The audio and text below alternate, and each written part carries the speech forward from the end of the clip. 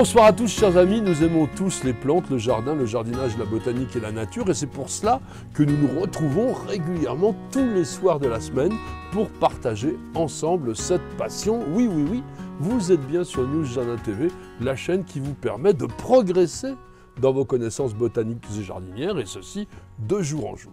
Et avec ma petite jardinière Nicole, qui est actuellement derrière la caméra, nous avons l'immense plaisir de vous recevoir pour le numéro 394 de notre émission journalière Le Quotidien du Jardin, une émission qui est faite avec vous, par vous, pour vous, grâce à vous bien sûr, puisqu'elle consiste à ce que je réponde tous les soirs à l'une de vos très nombreuses questions et continuez à nous en poser, elles sont super.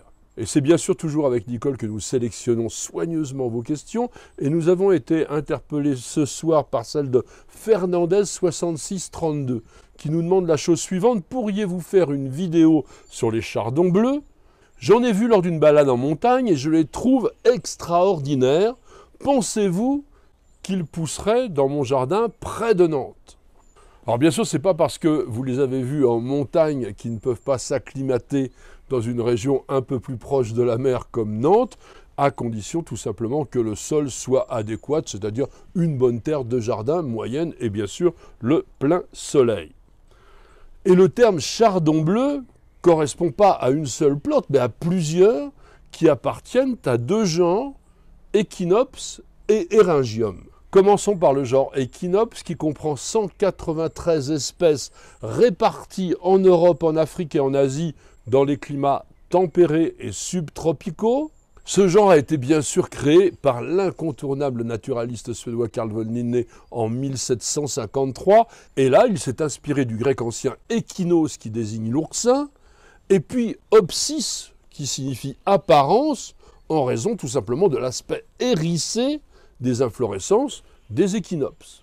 On les appelle d'ailleurs parfois les plantes oursins, mais plus couramment les chardons globes ou les boules azurées en raison de la forme sphérique de leur inflorescence. Les échinops appartiennent à la famille des marguerites, c'est-à-dire les astéracées, qui a été créée en 1820 par le duo de botanistes tchèques Friedrich Karl Eugen von Berchtold et Jan Złatopluk Prell.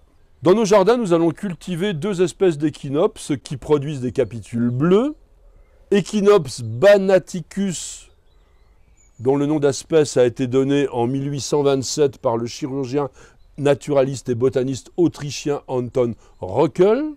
Et ce nom banaticus fait référence à Banat, qui était une région d'Europe centrale, maintenant divisée entre la Roumanie, la Hongrie et la Serbie, et d'où est tout simplement originaire la plante. Appelée aussi boule bleue, Echinops banaticus, c'est une plante dotée d'une très bonne rusticité. Il va résister à moins 18 degrés. C'est un chardon herbacé vivace mesurant entre 50 cm et 1,20 m de haut, avec les tiges couvertes de poils gris laineux qui portent des feuilles alternes de 10 à 25 cm de long. Elles sont pennées avec des folioles épineuses plus ou moins profondément lobées, et ceci des deux côtés. Les inflorescences sphériques sont gris-bleu, elles mesurent de 3 à 4 cm de diamètre et elles s'épanouissent de juillet à septembre. Elles sont formées de très nombreux capitules qui comportent chacun une seule fleur, minuscule, tubulée et entourée de bractées persistantes. On préférera généralement pour nos jardins le cultivar Blue Globe, qui est plus grand que l'espèce. Il va mesurer jusqu'à 1,50 m de haut et ses fleurs sont plus grosses, jusqu'à 6 cm de diamètre et d'un bleu plus foncé. Echinops ritro a été décrit et nommé en 1753 par Carl von Linné. On l'appelle parfois le chardon du Sud, parce qu'il est originaire du Sud et de l'Est de l'Europe. C'est une plante fréquente dans le paysage méditerranéen et elle va porter d'autres noms populaires: azurite, boule d'azur, chardon boule ou oursin bleu.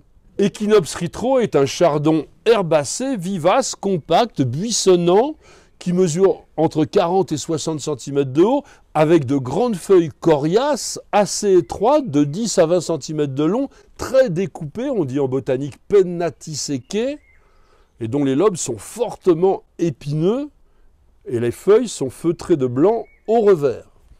De juillet à septembre, Echinops ritro va porter des panicules de capitules globuleux, bleu acier ou bleu violacé, qui mesurent 3 à 5 cm de diamètre, Et il existe une très belle variété qui s'appelle Weitz Blue, plus grande que l'espèce, jusqu'à 80 cm de hauteur, un feuillage plus ample mais moins épineux et des fleurs d'un bleu plus intense.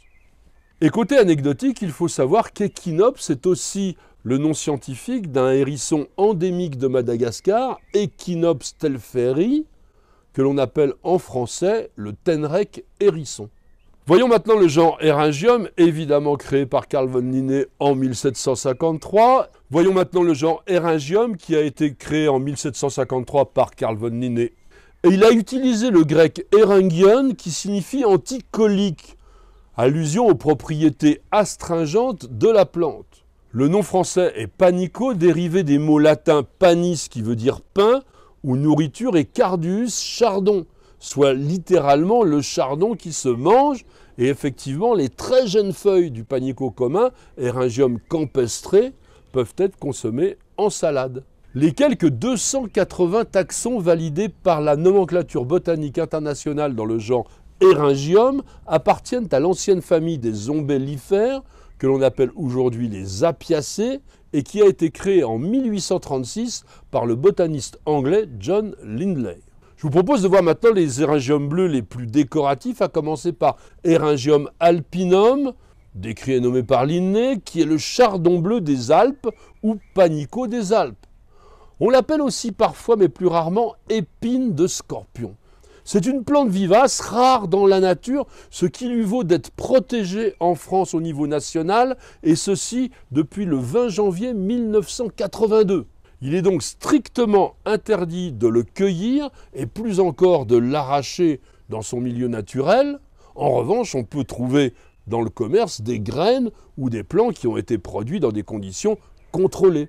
Eryngium alpinum développe à sa base une rosette de feuilles ovales et sur ses tiges bleu acier qui mesurent entre 50 et 70 cm de long, des feuilles palmatylobées, c'est-à-dire qu'elles ressemblent à une main, mais elles sont découpées. Et de juillet à octobre, on va avoir des inflorescences ombelliformes cylindriques, blanc argenté ou bleu métallique, de 2 à 4 cm de long. Elles s'épanouissent à l'extrémité des tiges, et elles sont entourées d'une couronne de bractées pennatifides, c'est-à-dire très profondément découpées, qui mesurent 3 à 6 cm de long et qui sont munies d'épines assez souples. La plante est tout à fait rustique, elle résiste à moins 20 degrés. Et puis je vous conseille tout particulièrement le cultivar Blue Star, qui a de très nombreuses bractées très découpées, d'un joli coloris plus soutenu que celui de l'espèce type. Eryngium améthystinum a été décrit et nommé par Linné. C'est le panico améthyste originaire d'Italie et des Balkans. La plante ressemble énormément à Eryngium alpinum, mais elle est plus trapue. Elle mesure entre 40 et 50 cm, un peu moins rustique, pas moins de moins 15 degrés. Et elle développe des bractées très étroites qui vont du bleu acier au bleu très intense. Eryngium bourgati, c'est le panico de Bourgat, qu'on appelle aussi le panico des Pyrénées, le chardon bleu des Pyrénées, voire le hou de mer ou la roulette azurée. Il a été décrit et nommé en 1773 par le botaniste français Antoine Gouan. Eryngium bourgati ressemble beaucoup à Eryngium alpinum, mais il est originaire de la partie espagnole des Pyrénées. C'est une plante assez compacte qui va mesurer entre 20 et 45 cm de haut, avec des inflorescences ovoïdes gris-bleu qui sont portées par des tiges bien ramifiées d'un bleu beaucoup plus intense. Rustique sans aucun problème puisqu'elle résiste à moins 20 degrés. Et il existe quelques cultivars, dont Picos améthyste et Picos blue, qui ont des tiges et des bractées d'un bleu encore plus soutenu que celui de l'espèce type. Eryngium planum a été décrit et nommé par Linné. C'est le panico à feuilles plates, originaire d'Europe de l'Est, du Moyen-Orient et d'Asie centrale, et il s'est naturalisé en Scandinavie et à l'est de l'Amérique du Nord. C'est une plante compacte et trapue qui mesure entre 30 et 50 cm de haut, et de juillet à octobre, elle va avoir sur de très belles tiges bien fortes, ramifiées, des inflorescences sphériques, acylindriques de 1 à 2 cm de long qui sont composées de fleurs bleu clair. Quant aux bractées, elles sont vert bleuté Elles mesurent entre 1 et 3 cm de long. Elles sont linéaires et très très épineuses. Plante tout à fait rustique, elles résistent à moins 20 degrés. Et il existe des cultivars intéressants comme Blue Hobbit, qui est plus nain, il mesure 30 cm maximum, et il porte des fleurs d'un très beau bleu métallique. Quant à Jade Frost, c'est une plante à feuillage panaché de crème, ce qui contraste très joliment avec les inflorescences qui ont diverses intensités de bleu. Une plante qui, elle, mesure jusqu'à 60 cm de haut. Et voici maintenant Eryngium X pour hybride Zabelli, qui est un croisement d'origine horticole entre Eryngium alpinum et Eryngium bourgatii, que je vous ai présenté précédemment. Et là, vous allez préférer les cultivars suivants, Big Blue, qui a des inflorescences coniques, glauques, portées par des tiges d'un bleu intense et entourées de bractées de la même couleur. Une plante d'environ 70 cm de haut. Et puis vous avez Joss King qui lui a des inflorescences vertes portées par des tiges bleu-violacées et il y a des bractées qui ont un beau dégradé de bleu et de vert, plante également de 70 cm de haut. Même s'ils tolèrent bien la sécheresse et aussi le calcaire, les chardons apprécient généralement des terres consistantes et riches, ce qui nous vaut le dicton « terre à chardon, terre à millions ». Et pour terminer l'émission, je vous propose une très jolie phrase de l'écrivain et dramaturge français Jules Renard, qui dans son journal daté du 5 juillet 1905 écrivait « C'est peut-être parce que le chardon pique qu'il ne craint pas la sécheresse, il ne faut pas être trop indulgent, un peu de haine protège ». Merci à tous et à chacun de nous avoir suivis. J'espère que vous avez apprécié l'évocation de ces plantes qui sont à la fois sauvages et qui peuvent vraiment donner quelque chose de très original, de très graphique dans un jardin. Tout cela vous aura intéressé, vous aura fait passer un bon moment. En tous les cas, merci beaucoup d'avoir posé la question. C'est grâce à toutes ces interrogations que nous réalisons, vous et nous, et ceci de jour en jour, une superbe encyclopédie des plantes et du jardin en vidéo. Madame, monsieur, je vous souhaite de passer une excellente soirée. Et je vous donne rendez-vous dès demain pour de nouvelles aventures jardinières et bien sûr pour un nouveau numéro de notre émission journalière Le Quotidien du Jardin. C'est sur News Jardin TV et nulle part ailleurs.